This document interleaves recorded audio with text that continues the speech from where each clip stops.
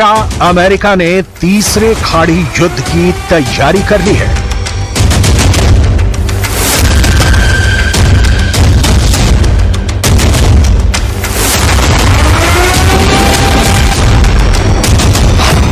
America ने अपनी 30% नौसेना इजरायल को बचाने के लिए उतार दी है, या अमेरिका ने अपनी 1/3 नेवी ईरान को मिटाने के लिए तैनात कर दी है।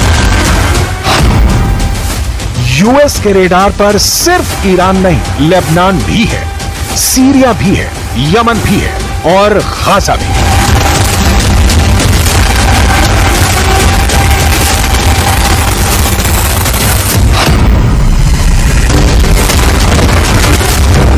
बाइडेन के विध्वंसकों ने इजरायल के दुश्मनों को घेर लिया है। ये इजरायल के दुश्मनों के लिए वाकई बहुत बुरी खबर है। 30% नौसेना तैनात करने का मतलब है कि दुनिया के 3 समंदरों पर इस वक्त बाइडेन का कब्जा हो चुका है। यूएस नेवी के इस डिप्लॉयमेंट से इजरायल के दुश्मनों के पसीने छूट गए हैं। कहां तो ईरान इजरायल पर हमले की धमकी दे रहा था और कहां अब खुद की सुरक्षा करनी तक मुश्किल हो गई है। सिर्फ ईरान ही नहीं, इस तैनाती से लेबनान भी सहमा हुआ है, यमन भी घबरा गया है और गाजा तो इजरायल की लिस्ट में सबसे ऊपर है।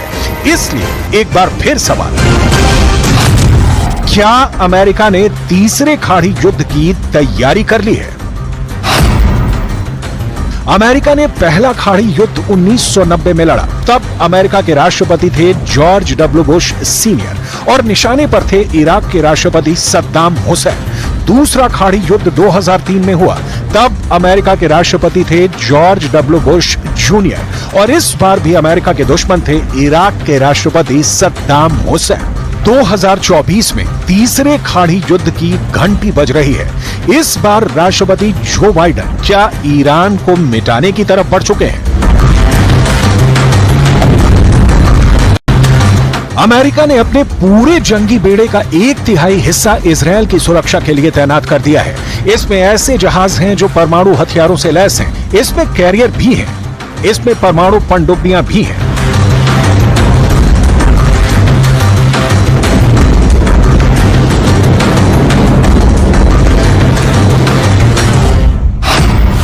अमेरिका का carrier battle group USS Abraham Lincoln की लीडरशिप में भूमध्य सागर को कवर करेगा। परमाणु पनडुब्बी यूएस जॉर्जिया भूमध्य सागर में लेबनान के पास तैनात हो चुकी है।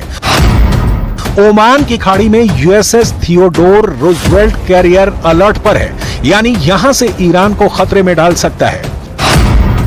इसके अलावा अमेरिका के destroyer USS John S McKeon और यूएसएस डैनियल इनोयू भी ओमान की खाड़ी में तैनात किए जा चुके हैं।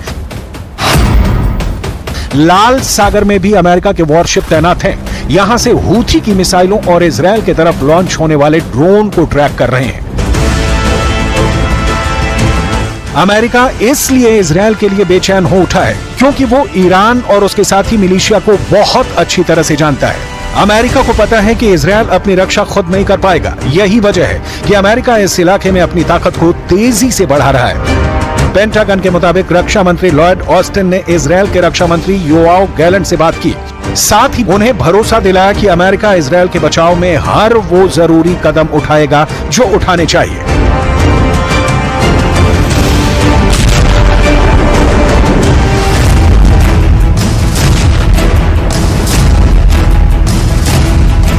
इस वक्त युद्ध का ट्रिगर ईरान के हाथ से निकलकर अमेरिका के पास पहुंच गया है। अमेरिका ने अब तक जो एक्शन लिया है उससे साफ है कि वो इजरायल को बचाने के लिए तीसरा खाड़ी युद्ध छेड़ने से भी पीछे नहीं हटेगा। अगले 24 घंटे में बाइडेन को यह फैसला करना होगा कि अगर ईरान इजरायल पर हमला करता है तो उनके टारगेट पर तेहरान के अलावा कौन कौन से शहर होंगे और क्या ये युद्ध सिर्फ खाड़ी तक सीमित रहेगा या फिर दुनिया गल्फ वॉर के साथ वर्ल्ड वॉर भी देखेगी।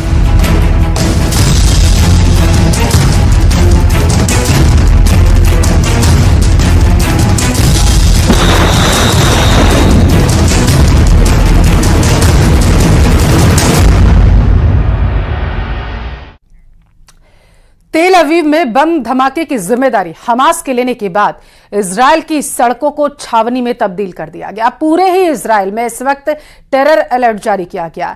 इसके चलते गाजा की तस्वीरों के बीच इजरायल में धमाकों की खबर ने अमेरिका को भी चौंका दिया। कहां तो यहां तक जा रहा है कि इजरायल ने हमास के 27 एजेंट घुस चुके हैं।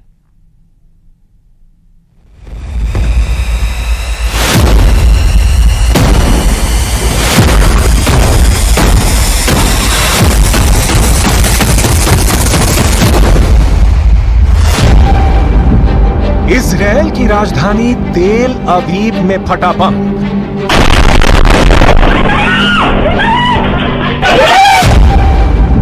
टारगेट पर थे इजरायल के प्रधानमंत्री बेंजामिन नेतन्याहू।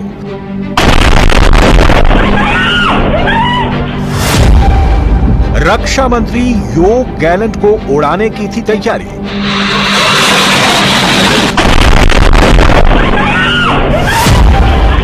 बम किसके लिए था? मौत का पैगाम।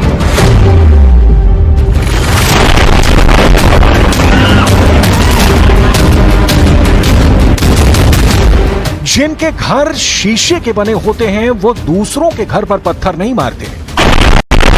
इजरायल की राजधानी तेल अवीव में फटे बम की कहानी नेतन्याहू को यही लाउड एंड क्लियर मैसेज दे रही है। ועוד לא יודעים, תכף אנחנו כרגע בודקים את הדברים, ונכון לעכשיו אני יכול לומר שזה יכול להיות פח"ע וגם יכול להיות פלילי. כיוון הפח"ע מאוד רציני. तेल अवीव में बम टारगेट पर पहुंचने से पहले ही फट गया, जिसमें उसी शख्स की मौत हो गई जो बम को ले जा रहा था। सवाल यह है कि यह बम किसकी जान लेने के लिए ले जाया जा रहा था? बम का टारगेट कौन था? क्या ये बम हमास प्लांट करने की कोशिश में था या इजरायल के भीतर ही बैठा कोई दुश्मन बम प्लांट करने की फिराक में था? इसकी डिटेल अभी तक तेल अवीव की पुलिस जुटाने में जुटी है। लेकिन यह बहुत गौर करने वाली बात है कि यह पहली बार नहीं हुआ है जब तेल अवीव में इस तरह की कोई घटना हुई है। गाजा में खून खराबे के बीच ऐसा कई बार हुआ जब तेल अवीव भी दहला, कभी लेबनान के हिजबुल्लाह के रॉकेट से, कभी चाकूबाजी से, कि कभी मिसाइल अटैक के पहले के सायरन से। इजरायल वॉर मोड में है, लेकिन खुद इजरायल के खिलाफ हमले नहीं रुक रहे। इस बीच इजरायल ने गाजा में ताजा हमले किए हैं। इन हमलों में 29 फिलिस्तीनियों की मौत हो गई है। गाजा पर ताजा अटैक उस वक्त हुआ है जब अमेरिका के विदेश मंत्री एंटनी ब्लिंकन इजरायल में थे शांति प्रस्ताव पर बातचीत के लिए। इजरायल बातचीत के लिए कितना तत्पर है, कितना उत्सुक है, गाजा पर हुए हमले उसकी बानगी है। गाजा के स्वास्थ्य अधिकारियों के मुताबिक सेंट्रल सिटी दीर अल बला में एक घर पर इजरायली हवाई हमले में बच्चे और उनकी मां की मौत हो गई। मरने वालों में एक ही परिवार के 8 लोग शामिल हैं। हमले में एक महिला और उसके 6 बच्चों की मौत हुई है। इजरायली सेना ने कहा कि उसने दक्षिण शहर खान यूनिस से इजरायल पर हमला करने के लिए इस्तेमाल किए गए रॉकेट लॉन्चरों को नष्ट कर दिया, जो हाल के हफ्तों में तीव्र लड़ाई की जगह थी।